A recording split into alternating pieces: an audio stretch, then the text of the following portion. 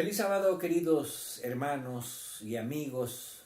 Nuevamente es un gusto poder encontrarnos para alabar a Dios a través de su palabra. Hoy no tendremos canto, mi esposa Rosalba está haciendo la grabación, pero vamos a alabar a Dios a través de el Espíritu, uniéndonos en el pensamiento, en su palabra y participando de la comunión con cada uno de ustedes.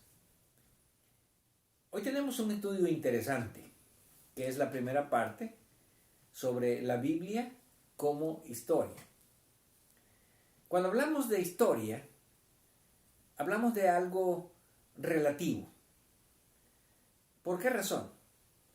Porque existen dos conceptos de historia.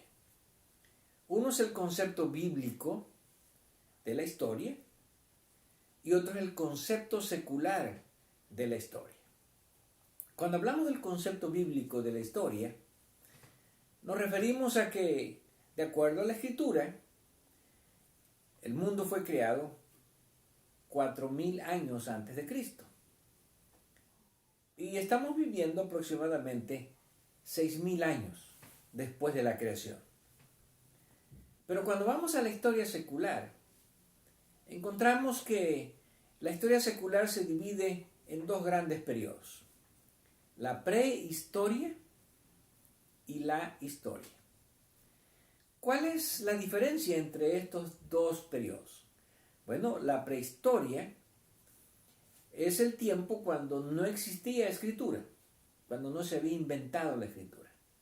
Y la historia abarca del tiempo cuando se inventó la escritura.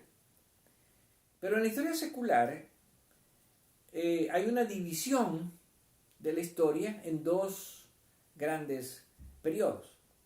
Lo que se conoce como el periodo antiguo, que abarca el paleolítico o la edad de la piedra antigua, el mesolítico, que es la edad de la piedra, edad media de la piedra, y el neolítico, que es la edad nueva de la piedra. Así que el primer periodo, que es la prehistoria, abarcaría el tiempo de la piedra, cuando no existían metales.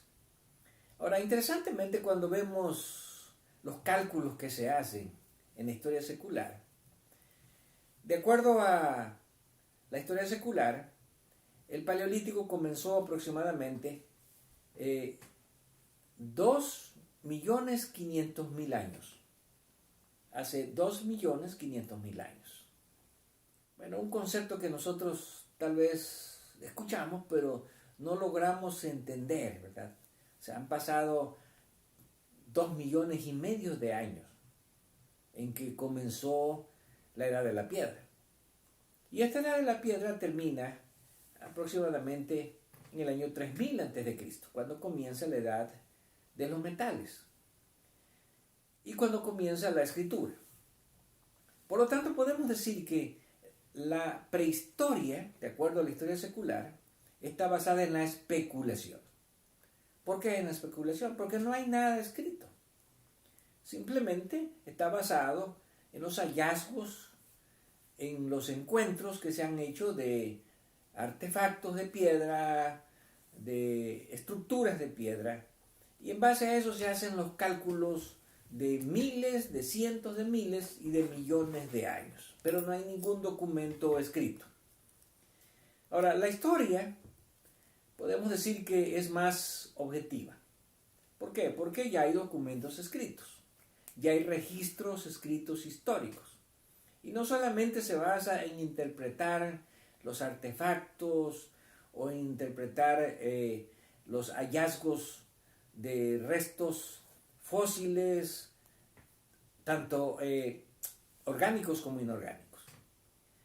Por lo tanto, decir que la historia secular es segura y que puede ser probada, pues realmente es algo que es más especulación que hechos que puedan ser demostrados.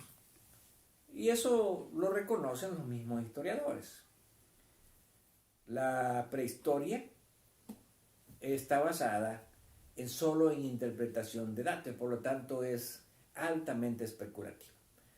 Pero cuando hablamos ahora de la historia bíblica, que es lo que nos ocupa esta semana, hay muchos acontecimientos registrados en la Escritura que durante muchos años, vamos a decir, antes de Cristo, después de Cristo, nunca fueron cuestionados, nunca fueron puestos en telas de juicio.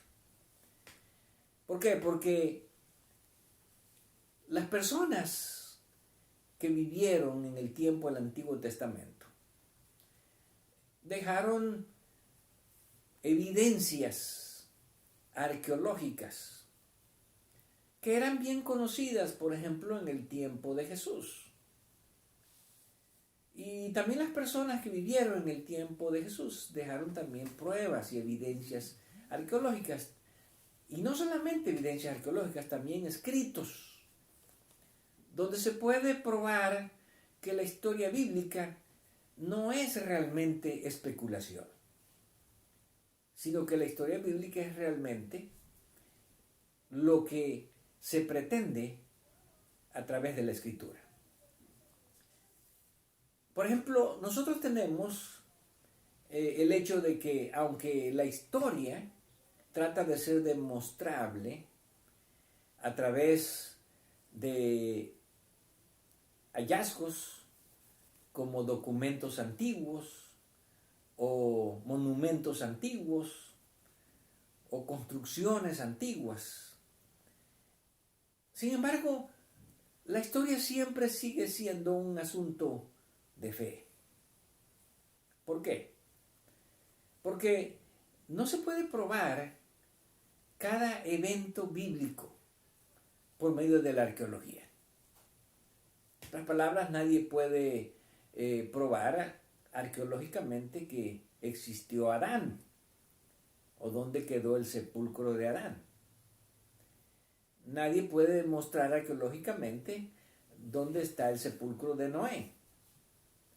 Entonces, muchas personas han usado estos argumentos para cuestionar y poner en tela de juicio y poner dudas sobre la historia bíblica. Por eso cuando nosotros leemos la historia bíblica, tenemos que tener en cuenta que además de las evidencias que existen en la arqueología, en los documentos antiguos, acerca de los eventos, de los personajes, de los acontecimientos bíblicos, tenemos que ejercer también la fe.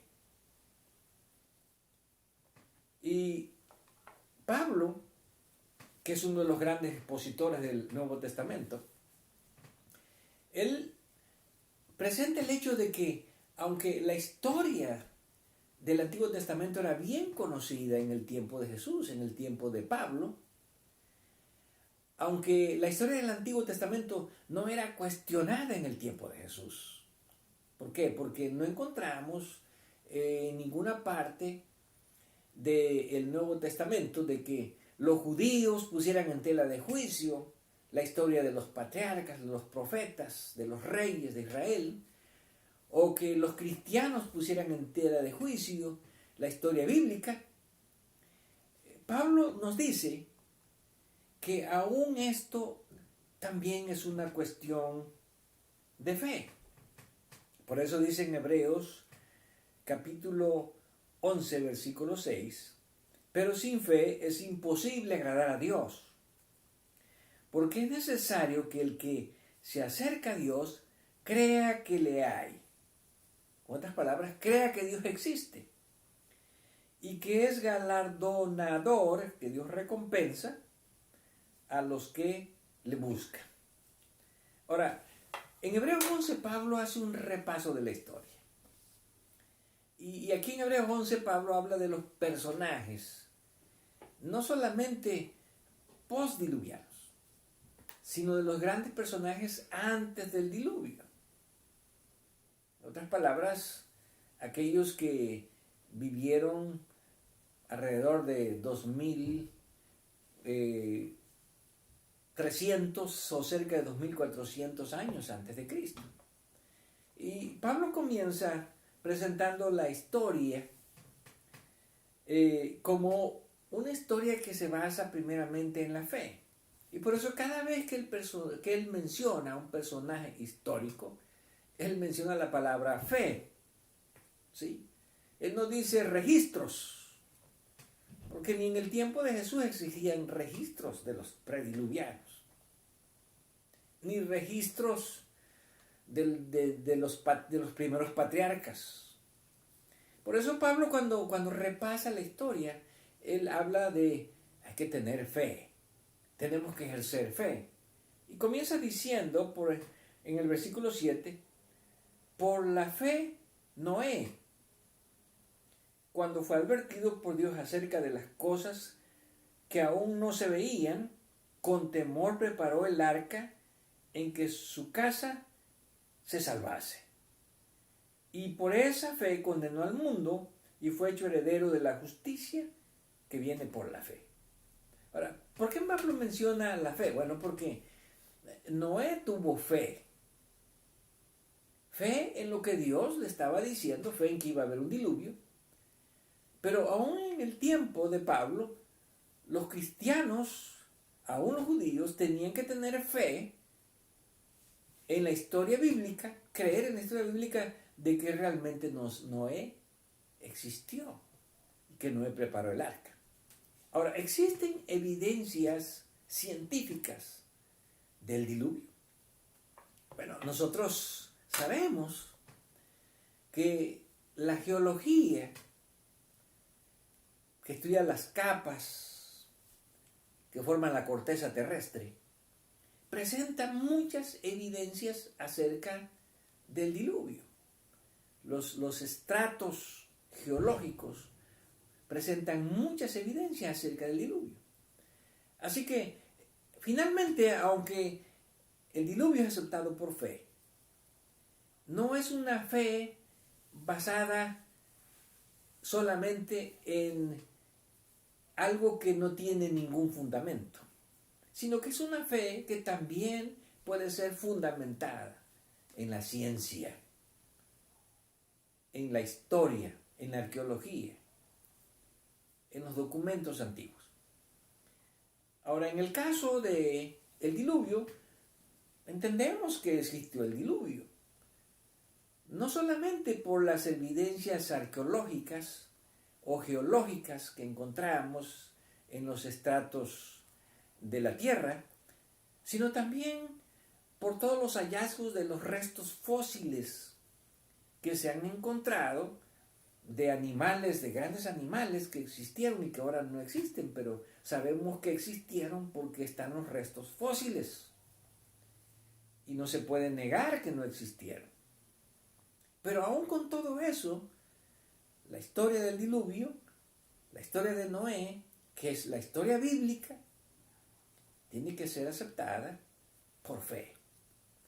Entonces Pablo luego pasa, ¿verdad?, a hablar acerca de otro de los grandes personajes. En el versículo 8 dice, por la fe, Abraham. Y luego habla acerca de, por la fe, Moisés, por la fe, Jacob, por la fe, José. En otras palabras, cada personaje que se presenta en la Escritura, en la historia bíblica, es un personaje de fe. En otras palabras, cada personaje que ha vivido en la historia y que ha esperado y ha creído en el plan de salvación, ha ejercido fe. Y eso es lo que Pablo presenta en Hebreos 11. No puede haber esperanza si no hay fe. No puede haber certidumbre si no hay fe. ¿Por qué? Porque todos estos hombres de la historia bíblica que aparecen en Hebreos 11 son hombres que ejercieron fe. Y ahora nosotros ejercemos fe de que esos hombres realmente existieron. Aunque, como ya dijimos, no es una fe ciega, es una fe también basada en evidencias geológicas, arqueológicas y también históricas.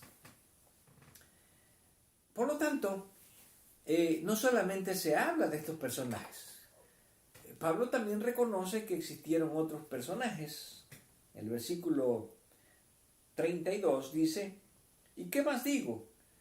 Porque el tiempo me faltaría contando de Gedeón, de Barak, de Sansón, de Jefté, de David, así como de Samuel y de los profetas. Ahora, Pablo habla no solamente de personajes que él reconoce que fueron reales, que existieron en la historia bíblica, sino también habla acerca de eventos. Por ejemplo, el Éxodo, versículo 27, por la fe dejó a Egipto, no temiendo la ira del rey. Habla acerca también del cruce del Mar Rojo, por la fe pasaron el Mar Rojo como en tierra seca. Habla también sobre la caída de los muros de Jericó, versículo 30, por la fe cayeron los muros de Jericó.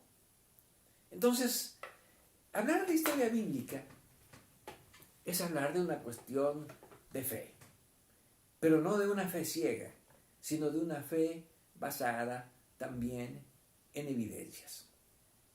Y cuando estudiamos algunos de los personajes de la antigüedad, por ejemplo, tenemos algunos de estos personajes ilustres en el Antiguo Testamento, como fue el rey David,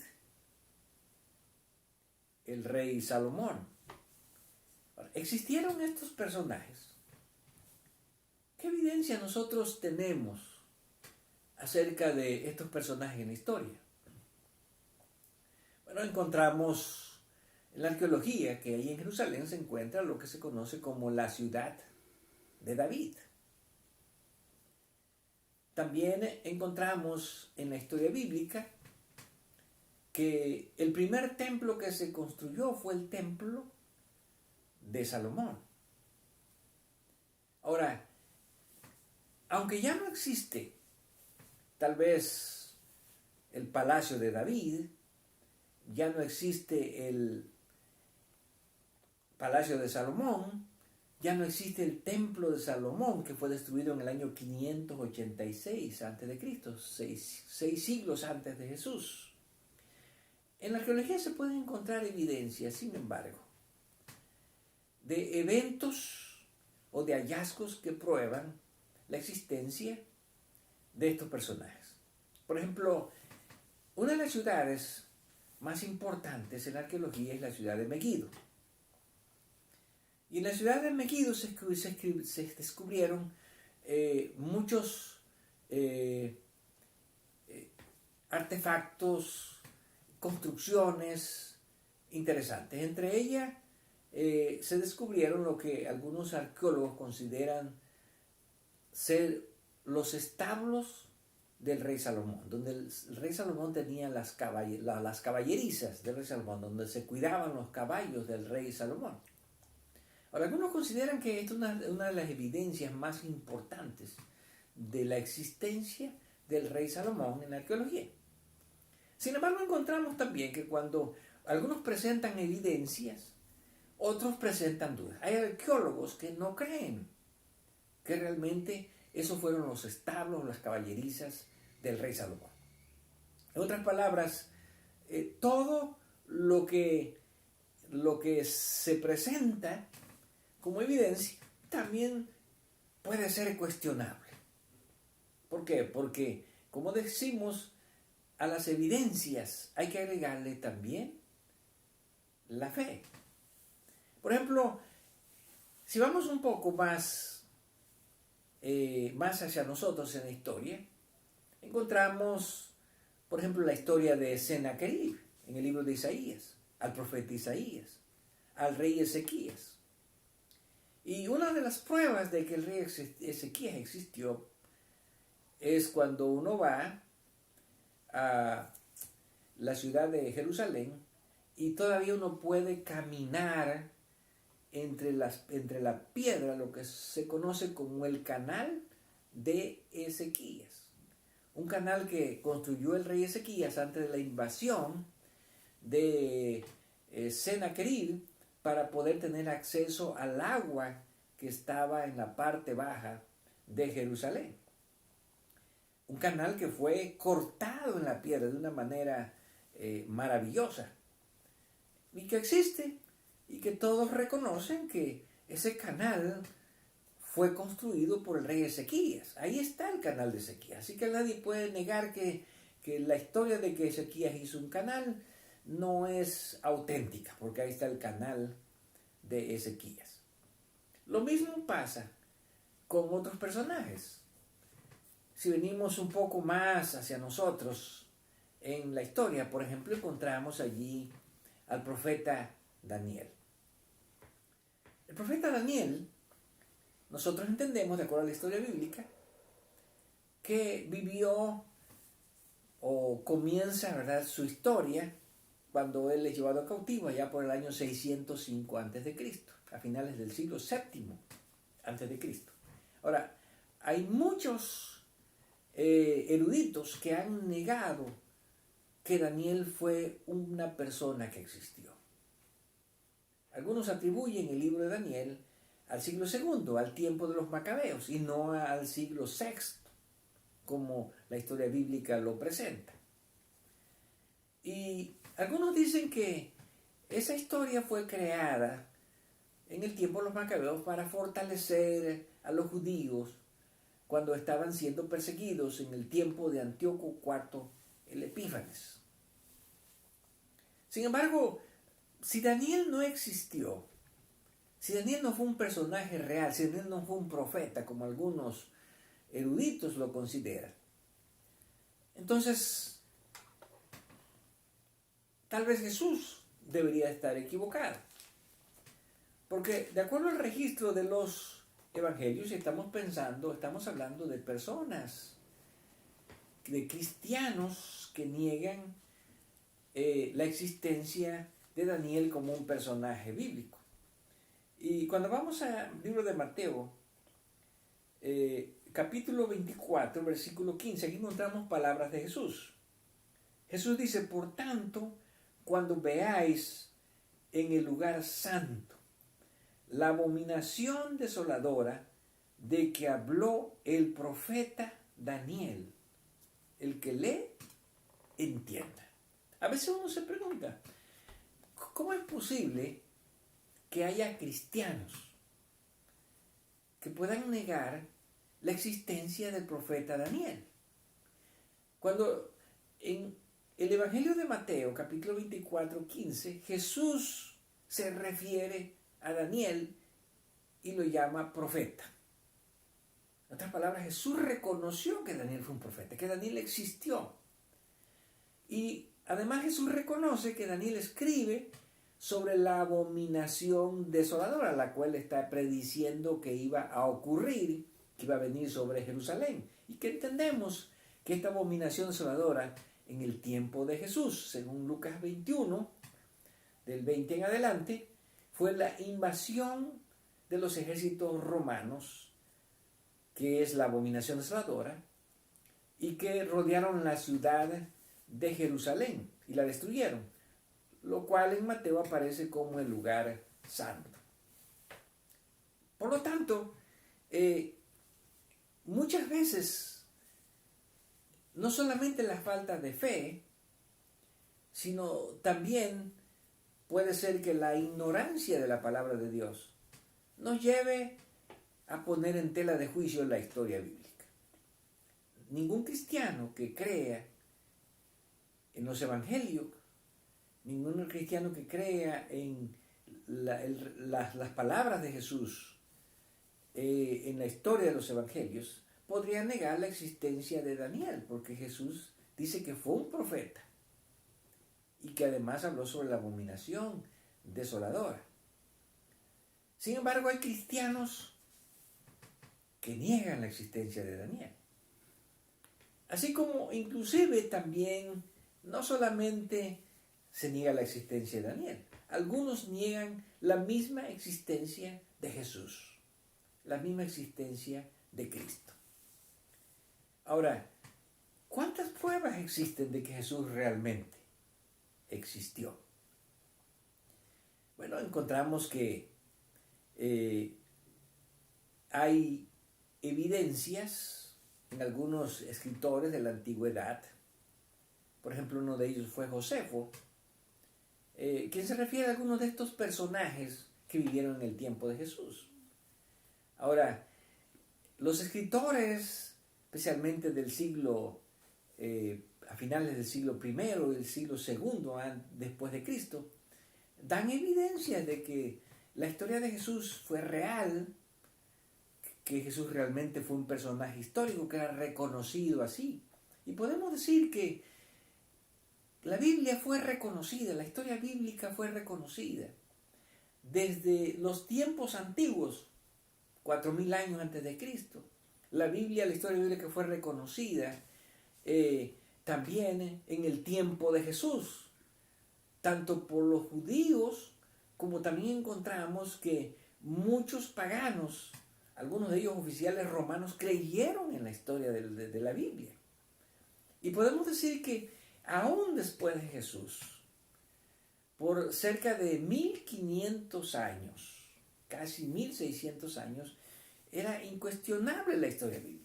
Habían habido algunos, como siempre ha existido, incrédulos, como dice Pedro, siempre ha habido gente incrédula. Sin embargo, con el nacimiento del racionalismo, que tuvo sus comienzos allá por el siglo XVII, aunque ya existía, pero tuvo sus comienzos ahora como una ciencia,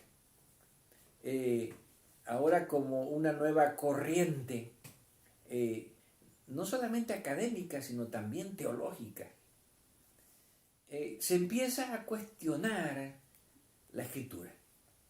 Y juntamente con el racionalismo nace también el evolucionismo, que pone en tela de juicio también la historia bíblica. Ahora, ¿por qué el racionalismo viene a crear duda, a poner duda o incertidumbre sobre la historia bíblica? Bueno, porque finalmente, aunque el racionalismo aparentemente es solamente una cuestión científica o académica, podemos decir que es también una cuestión espiritual. ¿Por qué? Porque tanto el evolucionismo como el racionalismo han tratado de erradicar al Dios histórico de las Escrituras. Y al erradicar al Dios histórico de las Escrituras, bueno, también se erradica la vida espiritual, también se erradican los principios morales de la Escritura. Porque entonces las cosas no son como aparecen en la Escritura. Y encontramos que el racionalismo hay dos tipos de racionalistas.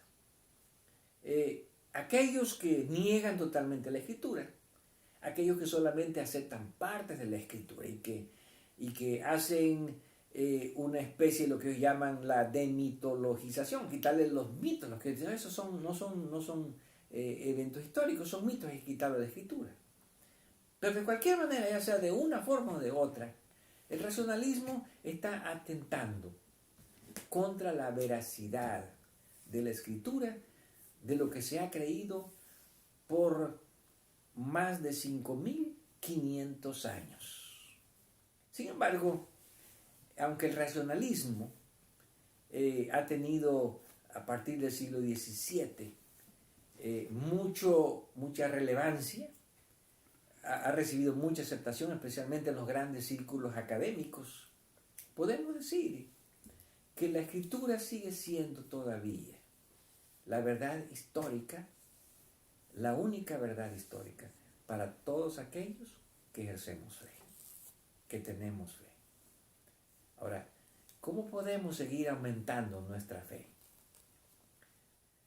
Porque al aumentar nuestra fe se basa en creer en lo que la Biblia presenta como historia. Nuestra fe se basa también en las evidencias geológicas y arqueológicas que nos ayudan a comprender que nuestra fe está basada también en evidencia, que no es una fe ciega. Por lo tanto, como cristianos, creemos en la historia bíblica, pero no solamente la basamos en las evidencias científicas o de la ciencia, de la arqueología, de la geología, sino que la basamos principalmente en la fe que tenemos, así como tuvieron fe los hombres del Antiguo Testamento, como tuvieron fe los hombres del Nuevo Testamento, en creer que todas estas cosas fueron tal y como son presentadas en la palabra de Dios. Que Dios nos ayude para seguir creyendo en Dios. Recordemos las palabras de 2 de Crónicas 20:20. Creed en Jehová vuestro Dios y estaréis seguros. Creed en sus profetas y seréis prosperados.